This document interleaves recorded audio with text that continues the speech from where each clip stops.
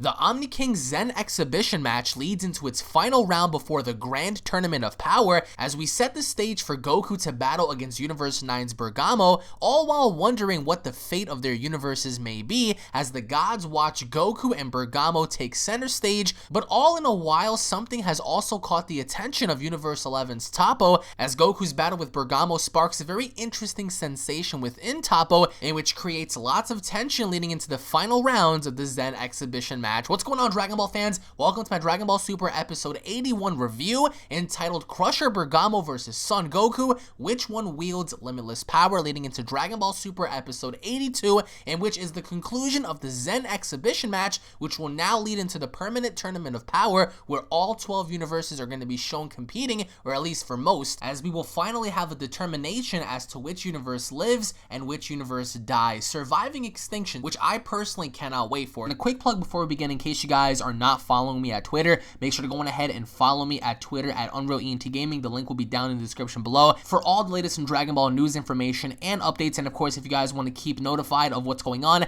make sure to follow me at Twitter. And of course, if you guys are new to this channel, be sure to hit that subscribe button on your way out, and don't forget to turn on notifications. That way you guys yourselves are notified of whenever a Dragon Ball discussion, review, or gameplay video is posted on this channel. Your feedback and of course your support really means a lot to me, so be sure to go on ahead and spread the word about the channel, guys. It really means a lot to me. So we finally gotten Goku versus Bergamo, the long anticipated match, just to see how Goku can fare up against presumably the strongest member of the trio of dangers, to see how Goku can fare up against such a person. And I think it's pretty predictable at this point to even conjure up the idea that Goku can easily destroy Bergamo if he were to try hard enough. But in this particular episode, we take a little look at as to what exactly happens. And of course, we start the episode off right where we left off, with all the gods freaking out about the idea that their universes are going to be destroyed if in fact they lose the Tournament of Power. We see a couple of Kai sweat, we see everyone is talking, even Champa suggests that perhaps maybe if they run away they'll have a chance, but even Vados replies by saying there's no running from the Omni King, you cannot escape him.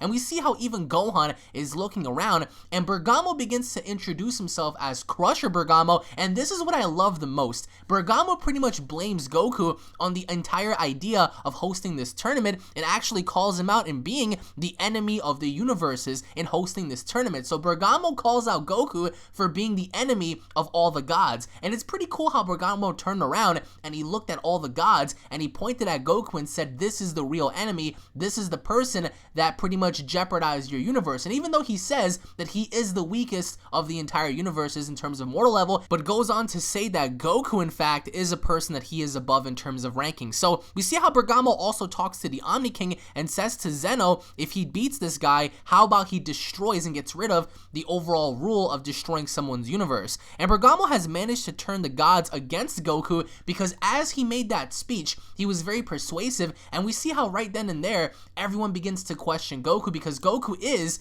technically the enemy of the gods for bringing this about. But of course, Goku also gave everyone a chance, a fighting chance, to survive for their universe. And we also get to see Lavender and Basil, and we get to see Ro. Everyone out there is actually kind of happy that Bergamo is making this offer, and for a moment we see how all the gods, like there's like this pinkish aura surrounding them, and they're all staring at Goku. It was a really surreal moment, especially for Goku, because Goku doesn't understand the gravity of the situation. Very naive. But we also get to see how both Omni Kings eventually kind of agree with Bergamo's suggestion, but they tell Goku not to hold back, in which case we also see how Toppos plans to watch Goku's fight just to size him up. So you have to ask yourself, it's like, why is Toppos so interested in Goku? Is it because of what happened with Gohan? Because after Gohan became a Super Saiyan, we see how Toppos' head kind of nudged back a little bit, and we get to see how right then and there he took an interest upon Gohan and how he was able to manipulate his ki and his power. And we also get to see for the first time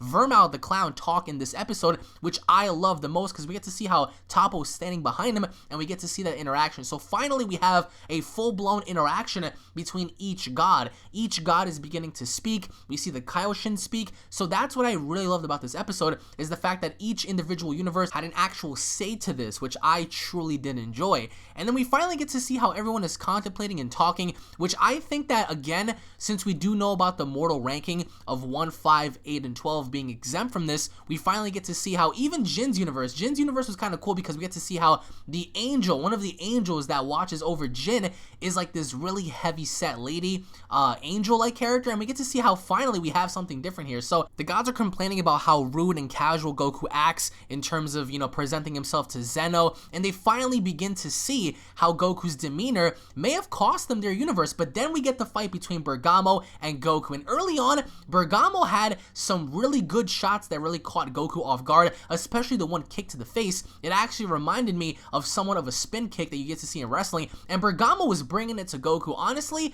we get to see how Bergamo nearly almost clawed out Goku's eyes. Bergamo is very, very good, and I think this entire fight, in base form at least, gave Goku that satisfaction because Goku was looking forward to this for quite some time now. And then we see Bergamo pretty much open up his hands, and Goku punched him. He kept punching him repeatedly in the abdominal section, and it honestly reminded me of that movie called Kickboxer starring Jean-Claude Van Damme, when Toppos was actually taking punches and kicks to the abdominal section and was able to pretty much, you know, go about the entire fight unscathed. So we get to see how Goku finally is punching Bergamo in the ribs, and then Bergamo all of a sudden increases in size, and the more Goku punches him, we see Bergamo grow more, and he begins to grow even more, and he has like these reddish like fists, and Bergamo seems to be completely unfazed by this. So every single time that Goku hits Bergamo, it seems like Bergamo gains, you know, size mass. And Goku says, so you have the ability to use your opponent's powers against them. How interesting. Fairly rare ability, but very interesting indeed. And everyone is commenting that Goku is seemingly being forced to just run away, because then we get to see how Goku is trying to escape Bergamo, which you can't really blame him because Bergamo is gaining size on him. But then, as we all expected, we see Goku become a Super Saiyan, and then he begins to gain the upper hand on Bergamo until, of course, he keeps punching him in the ribs, and Bergamo begins to grow even more. And we see how Bergamo's fists, because I think his power truly lies within his punches, he's punching the ground, and the ground is breaking, and Bergamo is just growing and growing to the point where he's almost as big as the entire stage. We see how tiny Goku looks when in comparison to Bergamo, and again, you guys can visit crunchyroll.com to watch the entire episode with the subs, in case you guys did not understand. Of course, the translations were made by Herms, but we get to see how Bergamo tried to, I guess, just shoot Goku with a couple of ki blasts, and it didn't really work. And even though Goku managed to kick Bergamo in the face, it was still nothing. Goku is a smart fighter, and he was trying to evade Bergamo, because how the hell do you fight someone who keeps growing in terms of size? Although that kind of gave Bergamo a disadvantage in trying to hit something so small as Goku, Ro just did not shut up about the entire situation and pointing out that Goku was a coward because he kept trying to fly away. And Ro was calling Goku out because he kept saying that he kept running away, and Bergamo was trying to hit Goku while he was trying to launch energy blasts, but Goku kept flying away. And despite even that, Goku said, "Can you get even stronger?" kept taunting Bergamo, with Bergamo pretty much getting irritated that he cannot hit Goku. And even then, we see how Hercule pretty much worries that if he kept attacking Bergamo, Bergamo would just gain more power. And Goku says, you know, you've gotten too big, you're easier to catch off guard now, and that is true, because the bigger Bergamo gets, the more vulnerable he becomes. In which, of course, makes sense, because if he's that big, he's able to be caught off guard several times. And I'm gonna have to say, during the opening battle between Goku and Bergamo, I would have to say was very entertaining in the aspect to where Bergamo was trying to catch Goku. Now, I'm actually having a hard time comparing this to Gohan versus Lavender, because that was truly an extraordinary fight. But then we get to see how pretty much the tides begin to turn here as Bergamo clashes with Goku, but then he can't seem to catch Goku, and it's kind of funny to see Goku hanging on to his scarf, and he kicks him behind the knee and Bergamo falls down. It was very, very funny in essence, but Goku kept saying, I know you can get stronger, but the bigger you get, the more vulnerable you are. So we see how he's mocking Bergamo, and Bergamo's trying to catch Goku with these fists, but just ultimately ends up missing because he just can't seem to catch Goku. And now we see Goku pretty much flying around him, just punching him all over, punching him in the face. And the Omni Kings are both impressed by Goku's strength, because then we get to see Bergamo pretty much lean towards the edge of the ring, and that just goes to show his sheer size, because he's so heavy he's breaking the ring. That's because he keeps growing in terms of power. And Goku's standing there very confidently in taunting him, and then something happens that I did not expect to see. We see Goku become a Super Saiyan Blue, and that's what really caught me off guard. And this right here triggered so many people, because once Goku became a Super Saiyan Blue, all the gods pretty much stopped.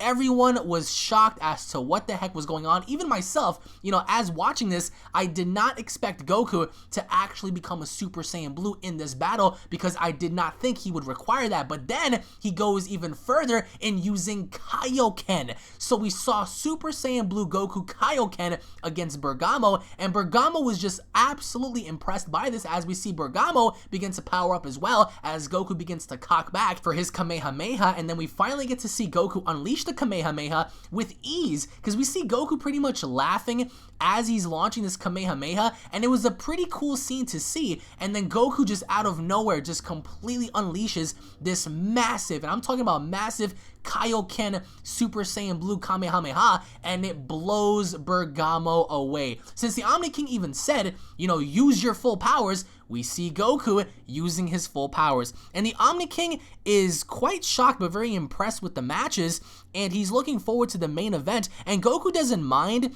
that he allowed himself to become that strong to fight Bergamo, as the Omni King even appointed to that. And Bergamo said to Goku, do you want to destroy the universe that badly? Pretty much trying to guilt trip him and saying, why are you doing this, And the Omni Kings are both impressed. All the gods are pretty much shocked, as pretty much none of us have expected this outcome to be. But then we see the Grand Priest later on talk about the official rules of the Tournament of Power, and you can lose by ring outs, but you can't fly outside the ring, which is very weird. And I definitely prefer if the overall rules from the Zen Exhibition were kept as opposed to this, because if you do get ringed out, you do lose. But of course, if you fly outside the ring, that also means that you lose as well in an essence. So the rules are kind of different here, in which I kind of hope that the Zen Exhibition rules were actually incorporated. But then we get to see the Grand Priest explain how it'll be team battles, and you also can't kill your opponent, and the time limit is 48 hours. So now we have the official rules of this tournament, that ring outs are allowed, you can't kill your opponent,